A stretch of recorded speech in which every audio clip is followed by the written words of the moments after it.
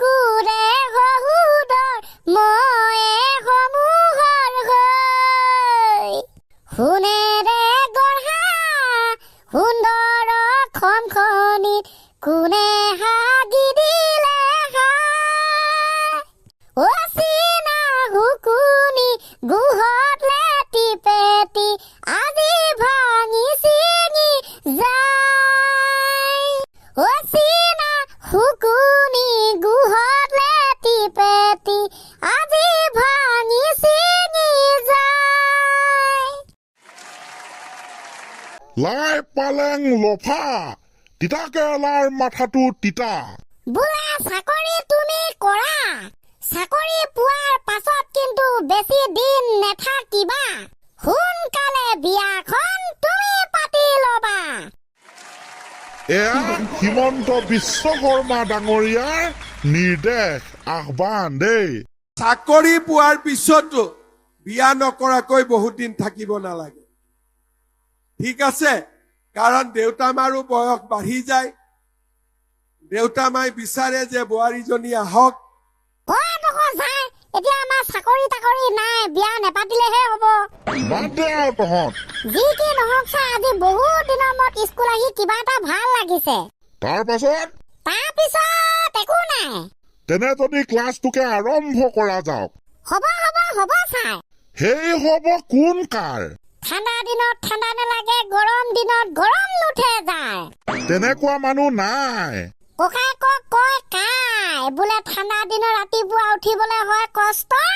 এতিয়া মই সুধিম তহঁতক প্ৰশ্ন, ঠিক আছে?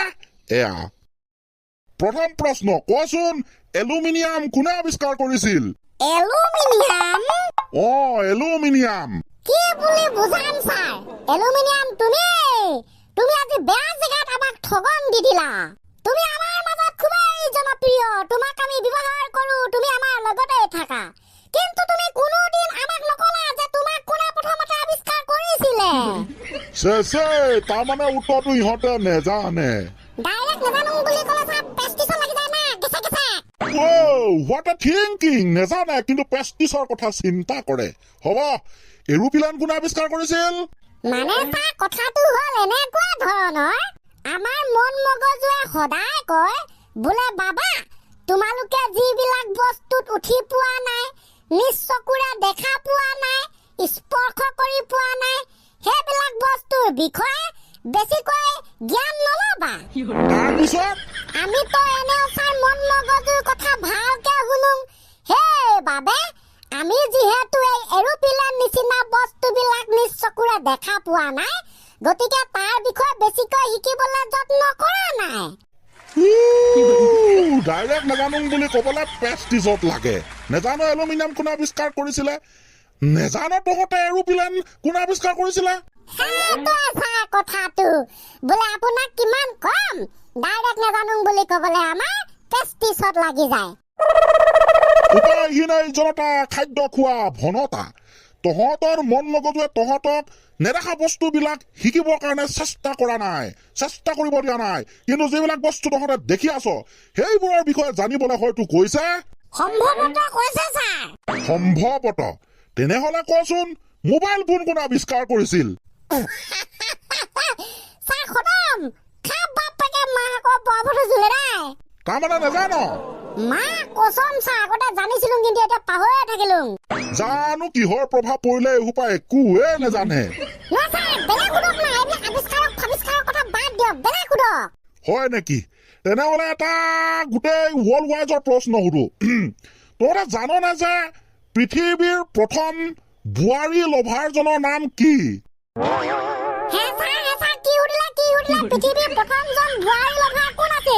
হয় বুলি কৈয়ে মই প্ৰশ্নটো সামৰণি মাৰি দিলো আৰু।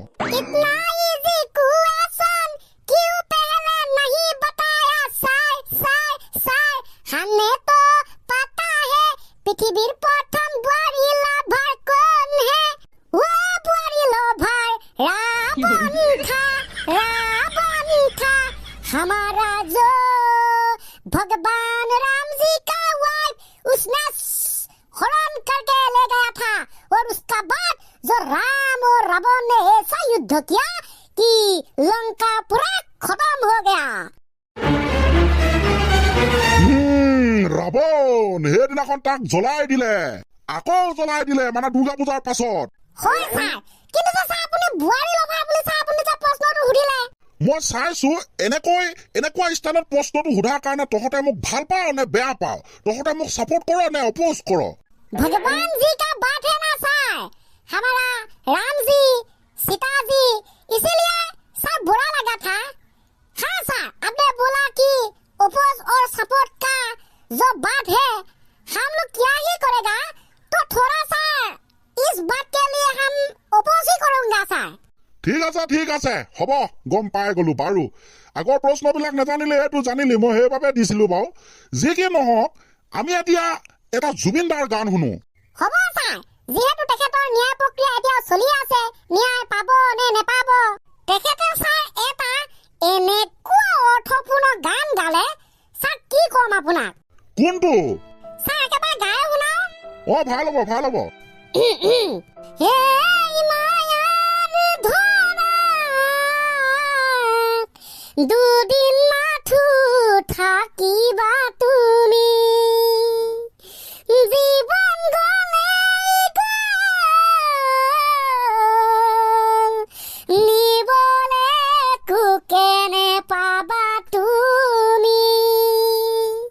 লোৱা লোৱা আৰু লোৱা, খোৱা খোৱা আৰু খোৱা, একো নাই একো নাই একো নাই, মাৰা মাৰা আৰু মাৰা, চাপি চাপি তাচ খোৱা, শূন্য হাই শূন্য হাই শূন্য হাই, আমাৰো যি প্ৰাণ তোমাৰো সেই প্ৰাণ, শিৰেৰে খোদিত সময়, মৰণ নামৰ নদী তোমাৰো বাবে বৈ, জোৱাৰত সকলো সমান, মাৰা মাৰা আৰু মাৰা, চাপি চাপি তাচ খোৱা, শূন্য হাই শূন্য হাই শূন্য হাই।